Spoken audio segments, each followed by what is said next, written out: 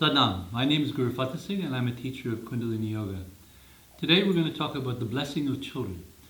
And in reality, if you think about it, there's a child in you and there's a child in me. We're all children just grown up. The relationship of children and their society and their family has changed a lot in recent history, and I want to talk about some of that because typically we don't talk or think about that very much. It used to be that parents would think their children are going to be their support in their old age. When they become old and infirm and not able to look after themselves, the children will be there to do that for them. Used to be also there were lots of children typically in a family. Families in Canada and in the West and all over the world typically were much bigger than they are today. Many families today have a lot less children, maybe 1.5 children, we say. But in the old days, it was not unusual to have 10, 15, 20 children in a family. Partly, I think that was because people did recognize that children are the security in the old age, but also it was an issue of perhaps there was no birth control or no effective birth control. So times have changed. Even though there was less government support, which we count on today in all kinds of ways to help us with raising children and schooling and so forth, there was intergenerational support. There were siblings. The older siblings would look after younger siblings. And somehow the system worked out. Today we have smaller families. We have less children. There's more pressure on each child that's grown. The child should be excellent. The child should be perfect because the parents' expectations are very much on each child. But the parents are not expecting the children to look after them in their old age because they have pensions and all kinds of private and public programs to look after that. Also, children are not so inevitable as they used to be. Children don't just drop out of the sky so much anymore. If you have effective birth control, then your chances are 99% you won't have children. Even if you want children, God knows, sometimes that could be a difficulty. So families are much smaller today than they were, and that changes the family dynamic. People used to have very modest economic expectations as well. People lived in small houses. Often they owned their own house. Most people were farmers or fishers. They lived very simply, but they were able to feed themselves. And that if they could feed themselves and clothe themselves, they thought that was sufficient. Today we have much grander expectations. We want to have good schooling for our children, and we have all kinds of other expectations. We want to have a car, maybe 2 cars. We want to go on vacation.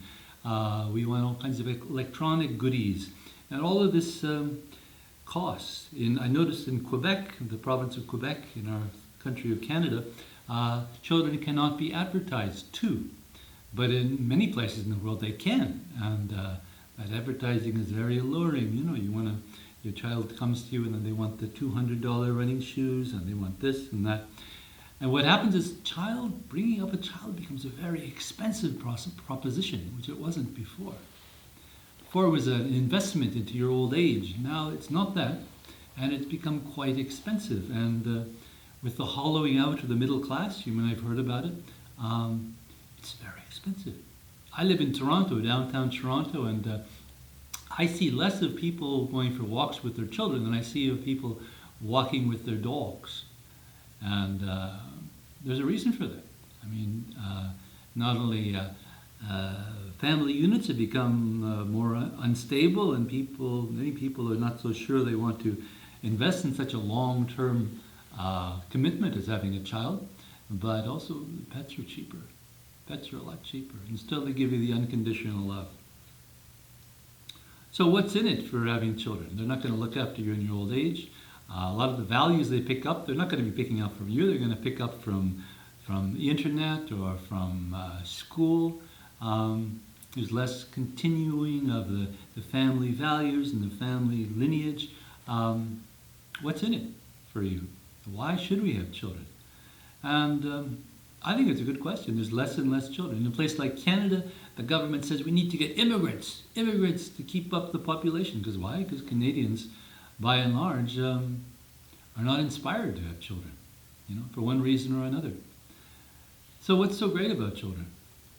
Well, of course, if we all stop having children, there won't be any videos and nobody to watch them in a short amount of time. But let's say that children have something very beautiful in them that is really priceless. Children are very much in the moment, whereas we as adults, we're either worrying about the future or sad about the past, regretting. They teach us. If you're open to learning, they can teach you to be in the moment, to be playful, to be happy with very little, to be forgiving. They can teach you unconditional love. It's a very special thing. And somehow, wherever people come from, I can't tell you where people come from, but wherever these little people, little boys and girls come from, they come very fresh and with open eyes and with a very curious mind. And, I say that we all have a child still in us, but over time we become adulterated.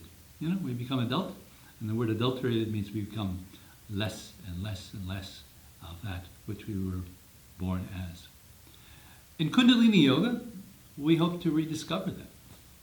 But not everybody practices Kundalini Yoga.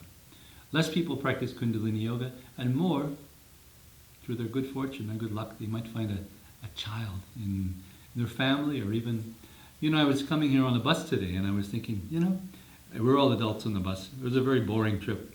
But you have one child on that bus, it changes the whole dynamic. One little child, goo goo gaga, or just singing a song, or whatever they do, it just lifts the whole energy.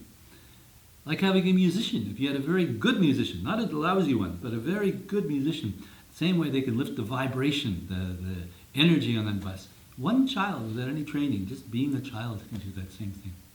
Children are very special, and I think we can very easily talk ourselves out of having children, saying we don't need children, we can have robots that can do the same job as people can do, we can have a very cute dog, but I think we do all ourselves a disservice if we forget the magic and the wonder of children. Thank you for sharing my thoughts with me. I wish you all the very best. Sat Nam.